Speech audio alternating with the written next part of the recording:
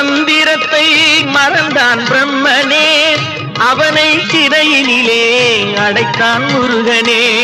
பிரணவ மந்திரத்தை மறந்தான் பிரம்மனே, அவனை சிறையினிலே அடைத்தான் முருகனே. அதனால் கந்தனிடம் பிரம்மனும் இரழுவான், அதனால் கந்தனிடம் பிரம்மனும் இரழுவான்.